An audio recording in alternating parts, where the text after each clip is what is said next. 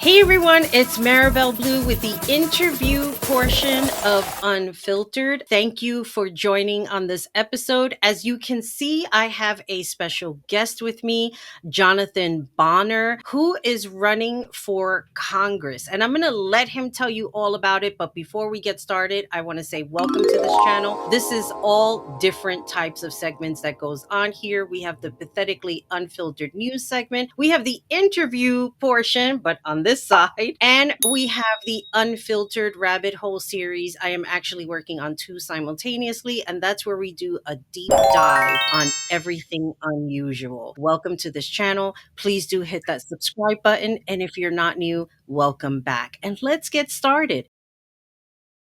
Jonathan, thank you so much for being on this episode today. I appreciate you so much. I'm meeting so many different people who are running for congressional seats, who's running for office in one form or another. And we are all meeting through this wonderful movement called the People's Sick Day. And before, because I gotta promote the People's Sick Day, we have a website called thepeoplesickday.com. I will put that link down below. We are doing lives every night on TikTok for people who have questions about this movement and how it all works. And we are so blessed to be meeting different people who are running for congressional seats, who are running for assembly seats. How is that working out for you? Jonathan, please do take the time out and share with us where you're from, what seat you are running for, because I think it goes by districts if I'm correct. Yep. Oh, my name's Jonathan Bonner. I am running for congressional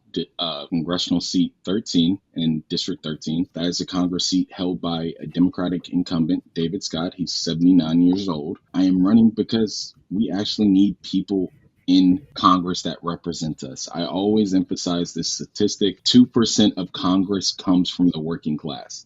That is about 11 people, I believe, out of 500. And I want you guys to know how important that is, because these are the people coming up with the policies, the laws that affect your day to day, but they don't know anything about your struggles. They just think on a data, they'll be okay, they'll figure it out. And that's unfair on us. That's not proper representation. So with that, a little bit more about myself. I'm running because I can relate to a lot of people. I tell people my whole life has been ups and downs, but it's continuing as the real American dream. My parents served in the military. They served in Desert Storm. My parents both got divorced when I was 8. I had to bury my oldest sister when I was 12. I was taking my brother to rehab when he was 17, or when I was 17.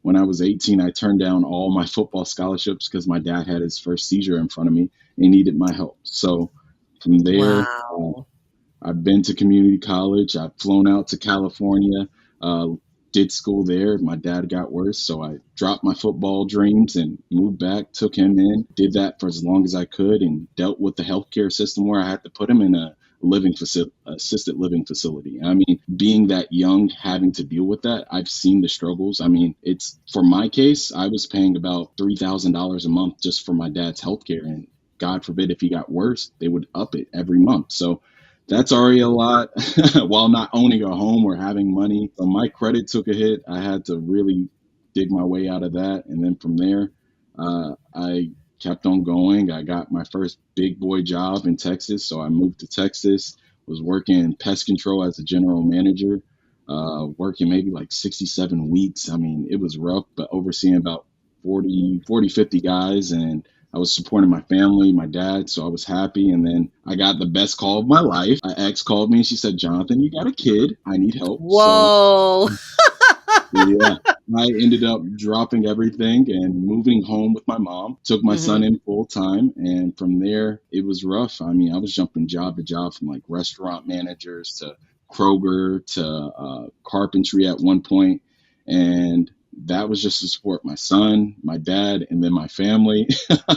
And I felt the struggles, and there was times where I've lost 2 teeth because I couldn't afford the deductibles. There were times where I've worn contacts for months at a time because I couldn't afford contacts. I mean, even with my glasses, I had a broken pair of glasses that had like one leg. So I would only wear those because it was like, oh, I can't afford a new pair of glasses. But I kept on going, kept on doing the American dream and pushing.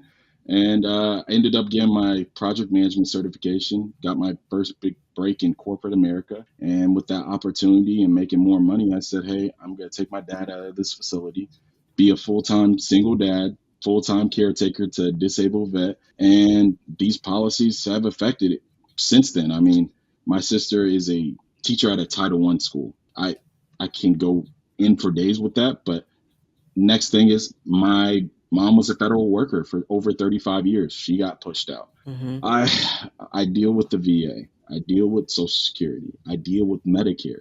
I know how important education is because I have a 9-year old that I oversee to make sure that he's dealing with, even on my Hmm. sister's side. So all these policies hit a lot harder because I know why I'm running. It's bigger than me, my family. It's a community. I know there are a lot more people that can relate to these situations, or at least bits and pieces, and they need to know that someone that's been in their shoes and have the same experience is representing them, and we need to change that. It's unfair.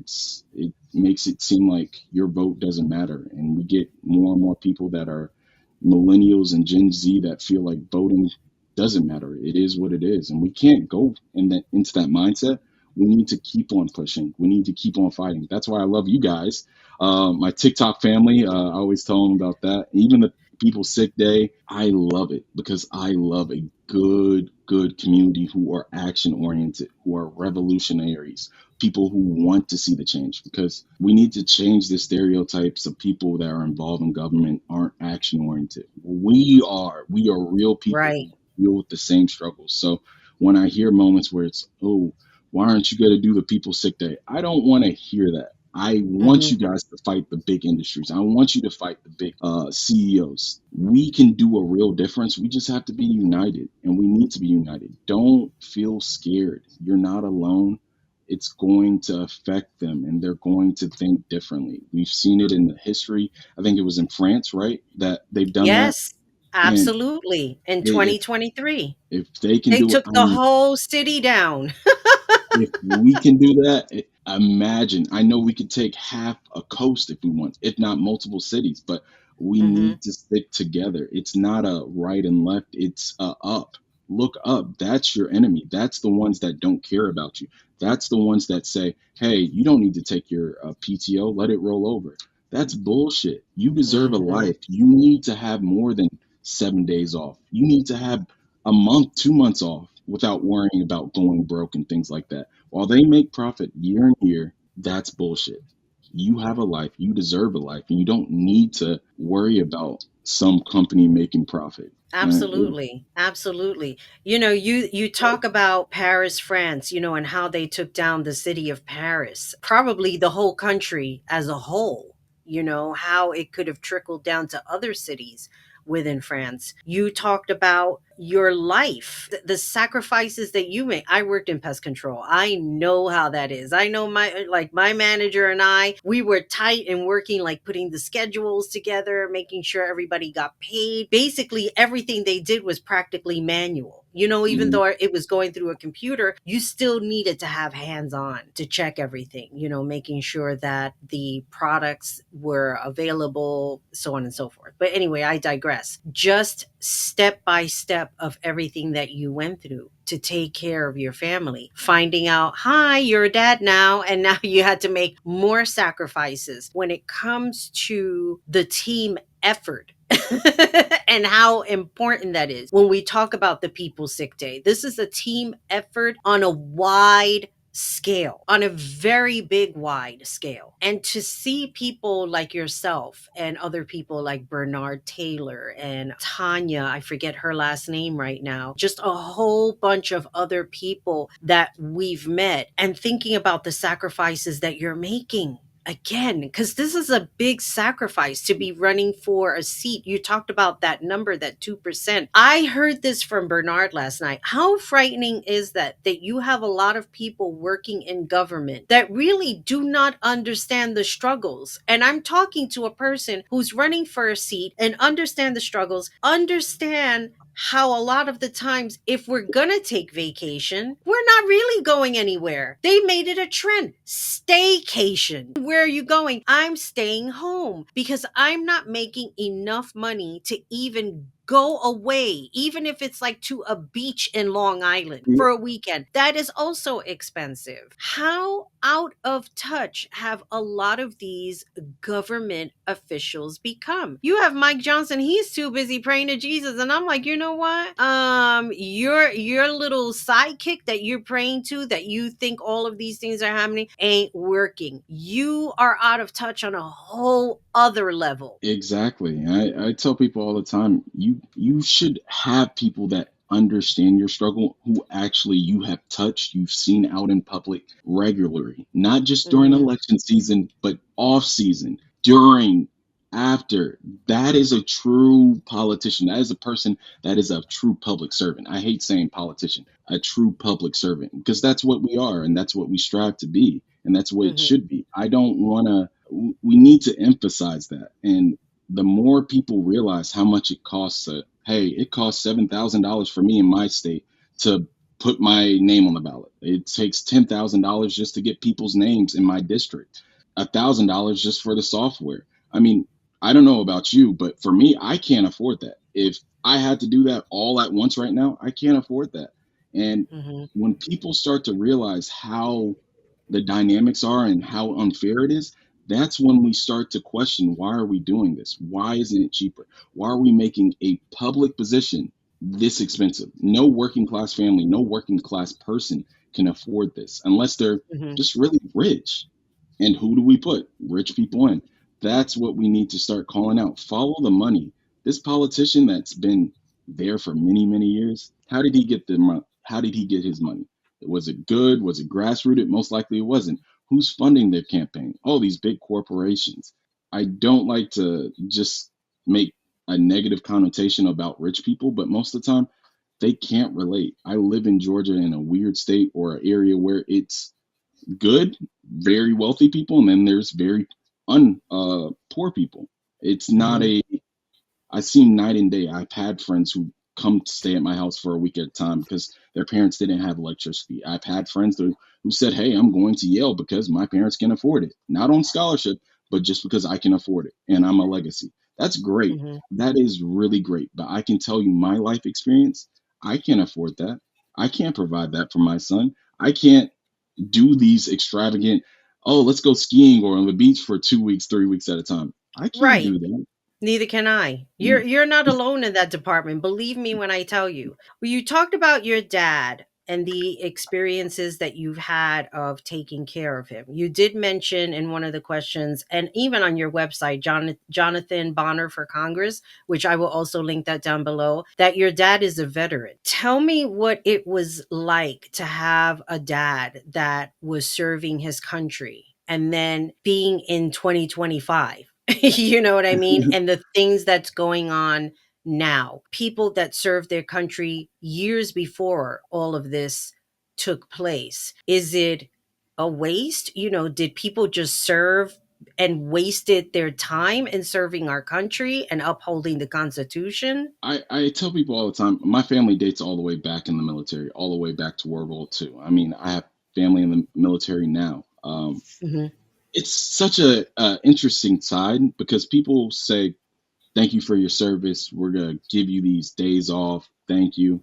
But when it comes Right. to when they retire and they're out in real life, do they have jobs lined up? No. Do they have health care? Most of the time, yeah, you do. But it's going to take you a while to get disability. Oh, how long is it going to take? Oh, it's going to take a few years. Oh, I'm sick. I need to go to the hospital and go to the, see my doctor. Oh, it's going to be a few months. Just alone, I think 78,000 people in the VA have been let go. Those are the people taking care of our military. This is the money we are paying in tax dollars to take care of our military. Yet we fired 78,000 and not hired 78,000. We talk Hmm. day in, day out, and I've yet to come to any military person that has said the VA has moved fast, has stayed consistent. They don't have to wait. It is delusional. I mean, people hate to say, oh, I don't want Medicare for all. We have Medicare for all for our veterans, yet we still drop the ball. That doesn't make sense. You sacrifice your life, you sacrifice your years of your life, put your life in danger, yet we don't give you at least the respect to have proper health care, proper responses, proper mental health, physical health, just in general. So it's very sad how we have kind of turned a blind eye, yet big corporations still make money year after year.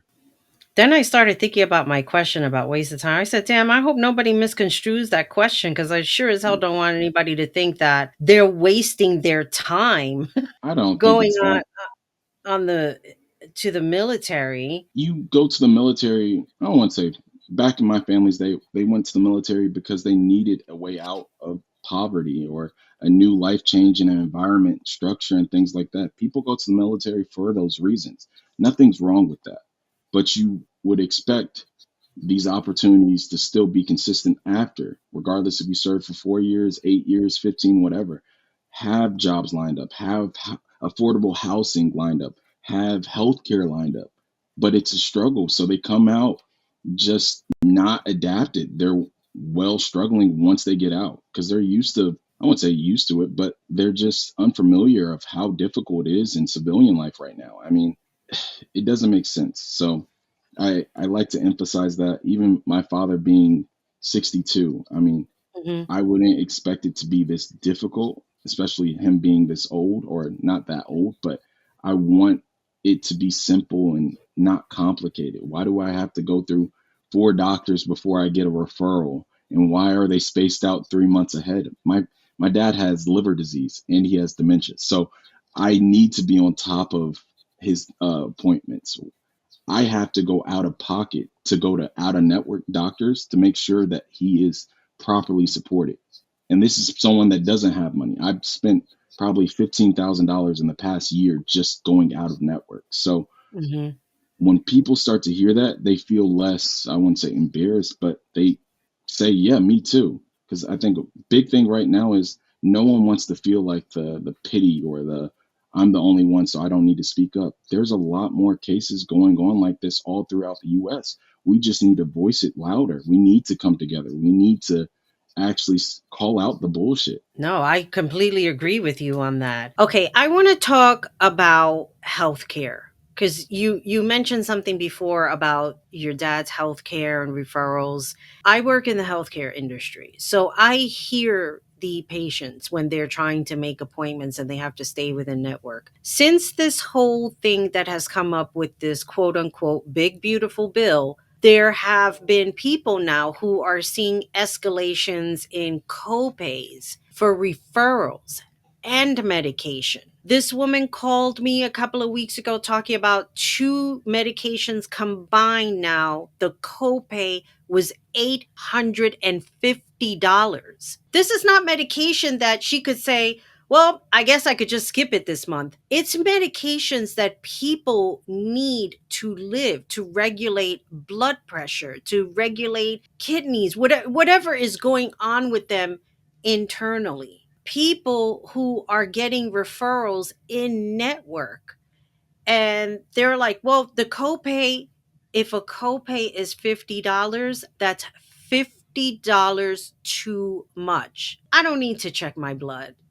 So what if I have cancer? You know, it is what it is. Why are we allowing something like this to happen? We're not giving people the opportunity to make choices. I mean, you know, when I was growing up, they said we live in the greatest country in the world. We're the richest country in the world. And I'm saying to myself, this was me being little and thinking in this way. Well, if we're so rich, how come I can't get as many dolls as I want? Why don't I have a collection of Barbie dolls? Why are we living in this apartment in the Bronx? You know, why is it that we don't have a house? Like, I had a lot of these different questions, and my father was like, we can't do it because we're poor. And it was the way he said it with such conviction, like, okay, we're poor. So, all right, I guess there's nothing we can really do about it. Not realizing that we can do something about it.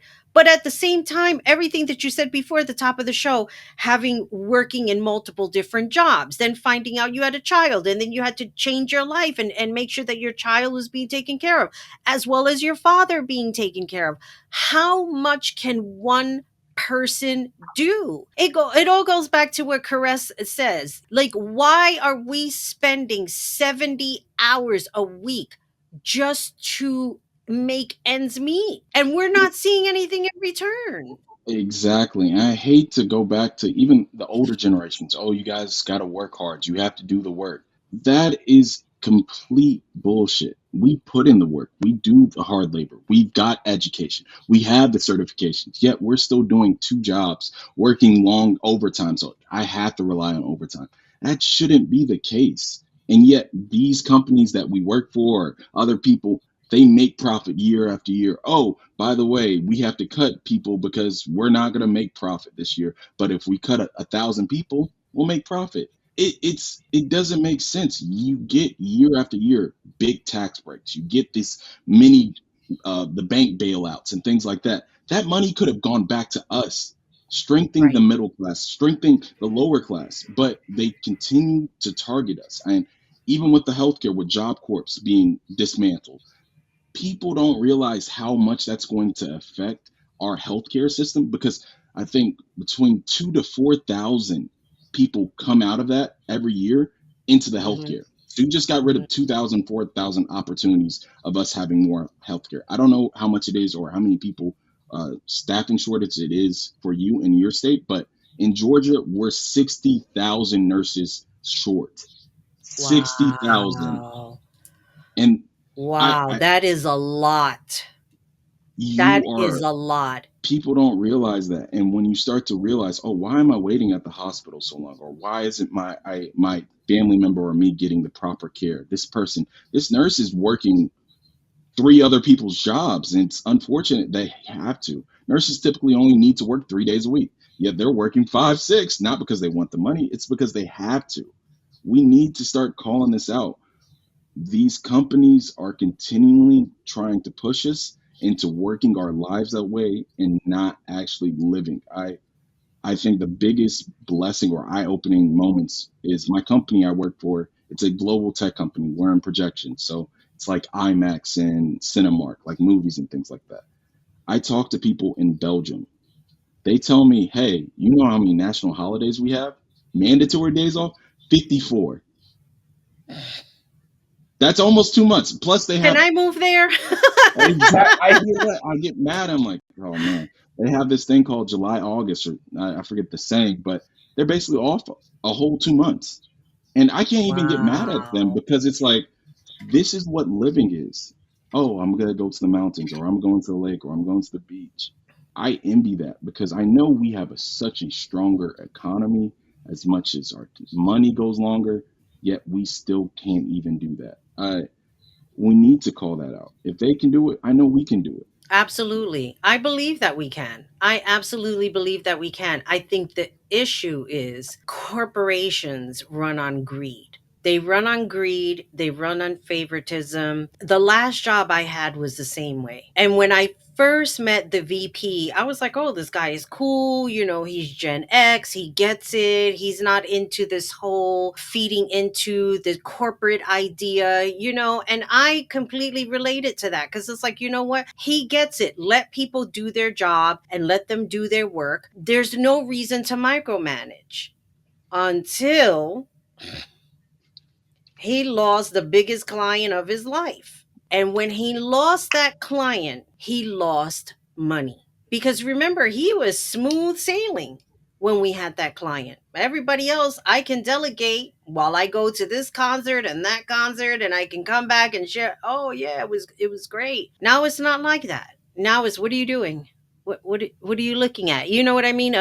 What's that on your computer? What's that screensaver? But to know this person couldn't take responsibility for his lack of participating in a company that he claims to love so much, has invested in so much. Let me make sure that my sons have positions here. Let me make sure that my daughter who knows nothing about marketing, who knows nothing about Photoshop, who knows nothing about putting a brochure together. Yeah, I can say that because I know those things and your stepdaughter doesn't. But let me make sure that she has that job and you can do your copy and paste. I always tell people, you see the ethos of everyone, not when it's good and everything's great. How when shit hits the fan, how do you react? I always tell people I have a crazy life. Yeah, there's a lot of sad moments and things like that. But the key thing I want people to take away from that is the ethos of me as a person is regardless if it's going to be raining, sun, shine, whatever, I'm going to be the same person. I'm going to be resilient. I'm going to keep on going. I'm going to keep on pushing.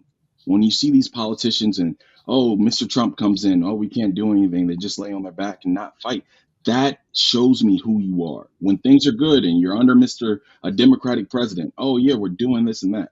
I want to see you at your worst. That tells me if you're really going to fight for me. If you just lay down now when Trump's in office, that doesn't show me anything. Even with these lifelong politicians, they're going to show you who they are. Are they going to think of you when it's good or when it's bad? Are they only think of you when it's good, and when it's bad, they figure out for themselves. Oh, I'm good at stock trader. I'm going to do this. I'm going to do that. It is what it is.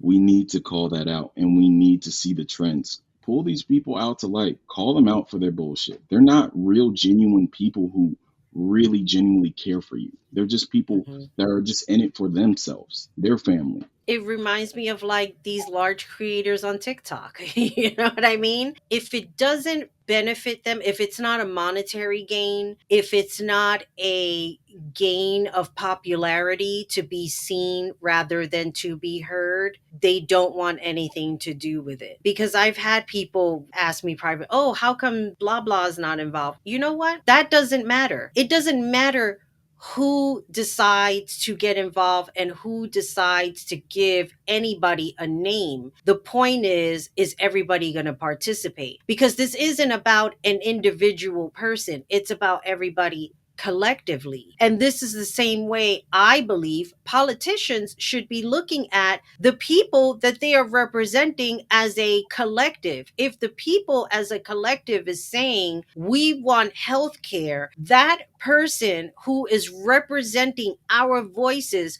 should be speaking up and say the people that I am representing want this health care. They don't want to be cut off. They need this because of XYZ. They need these clinics because they live in rural areas. If they do not have this clinic, guess what? Something happens to them and they call 911. How long is an ambulance going to take to get to them? Unfortunately, I mean, I've talked to people that ran campaigns and they always say, oh, voters are very selfish. They think of themselves first. And I get that you want to have something that's going to affect you and you don't want to think about everyone, but we need to come to the consensus of majority of the time, it's not going to help you. This person Mhm. you vote in, what have they done in the past that have helped you? Oh, I got checks and I was doing good. Was that because of COVID or what were the other factors? Also, what exactly, like what policy is going to help you? Oh, no tips on tax or no tips, tax No on tax on tip. overtime. Yeah. Hmm. And you hear that and you're like, okay, what are the people that usually get tipped? Usually it's serving jobs, food, and things like that. Hmm. They already don't record their tips. I'm gonna be honest. I live in South. The Waffle House, they don't record that. They prefer cash. They want the cash so they don't have to report it. Oh, that's great. Okay, no tip on overtime. Do you understand the wording of that? Oh, that means they don't have to pay you for overtime. They can Right. basically shorten your work hours. You don't have to, and you don't get it, and they don't realize it until they're screwed over. They think they hear those quick words and they get gleamed, but it's like, what exactly is going to happen from that? What can people manipulate from those laws? It's a you have to we have to really push information onto people, the regular people, the normal people, the working class people, and Hmm. actually break it down simplistic to what this policy is going to do and how it's going to affect you. And it might look nice, but is it really nice? But eh, It's very interesting. I definitely agree. Marjorie Taylor Greene did not read the big beautiful bill. So those people who voted her back in should be ashamed of themselves. But one of the questions that I have here, you have quite the list of what you want to provide to Americans if they vote for you. Once in office, what would you like to tackle first? And what are the plans to go about that? Healthcare. Our biggest thing right now is healthcare, and it's affecting every American. If you're not a millionaire, everyone else, it's affecting everyone. Let's be real. We have constant ailments and things like that. I mean, even being a caretaker, the process to go around that and getting proper appointments for someone that you take care of is very difficult. The medication, we all are on some type of medication or know someone that's on some type of medication that they need either daily, weekly, and things like that. And it costs an arm and a leg. We need to address that. We need to work together from Democratic, Independent, Republican, on all say this insurance companies that are making billions of dollars in profit every year, we need to hold them accountable. We need to drop insurance deductibles. We need to make sure copays are under $20, if that. And if you make less than $100,000, you need to drop that. It has to be mandatory. These pharmaceuticals control the price of this medicine and they up it every year, like insulin, Yep. and it could Hmm. be free. It's free in Canada. It's free in the UK and things like that. We can do the same. Don't make Of it seem course. like it's impossible. At the end of the day, these pharmaceutical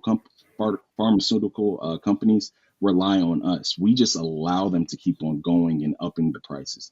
Call them out, and that's where I see the biggest real change the fastest because on all parties, everyone agrees with that. They understand that insurance is or our pharmaceutical company, our healthcare is thrown off. I mean, if that means putting more trade schools into our communities in rural areas that push healthcare and things like that right out of high school or in college, we will get out of it a lot faster with a better healthcare system that helps the whole economy, not just a certain group of people. So I want to say that this new coalition of people that we are meeting through social media, through other people via social media, and inviting us to get to know you is a beautiful thing. I Yeah. say that because how many times a day do I get to talk to somebody who's running for a seat? When I first started my YouTube channel, I was reviewing reality TV shows, and inserting all of my sarcastic notes in there and cracking myself up. Never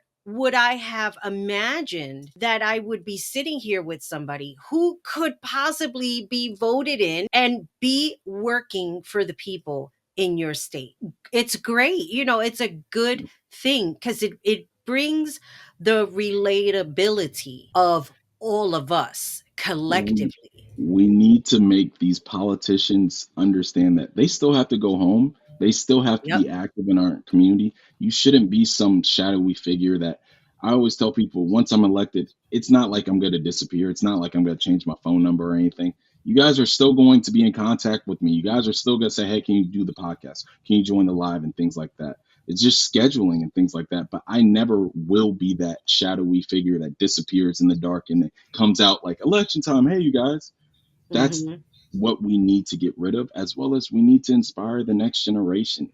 This reason of why we're running is because we need people like us that understand our pains in these positions, not even on the federal level, but state level, city council, your commissioners, your public service commissioner. These are the people that affect your life. You need to know who that person is and not just the name. Because we Right. always are getting used to, oh, I just know the name. He's Democrat or he's Republican. We'll just vote that way. Stop that. Know that person, know that face, because that person's affecting your life. That person Right. is a big part of your life. You need to at least know his face, what he's done or she's done, and then figure out should I go against that person or find someone to support to go against that person?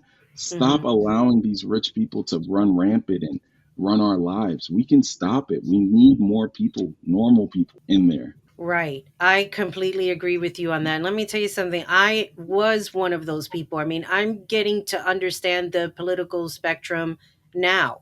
I basically walked into all of this by accident. I did a documentary on Jim Jones' Unfiltered Rabbit Hole docuseries, The History of Cults and the Power of Lies. And I said, you know what? I'm going to do Jim Jones, but I'm going to do a Jim Jones comparison to Donald Trump and other cult leaders really made history, so to speak, in how they damaged people's lives. And what I found was incredible. I was saying to myself, wait, like I didn't expect the findings, my research. I didn't expect to find all of this. And I put up the video and somebody had commented that I was pathetic. How could I do this comparison? There was no comparison as far as he was concerned. And I said, I'm pathetic, right? All right.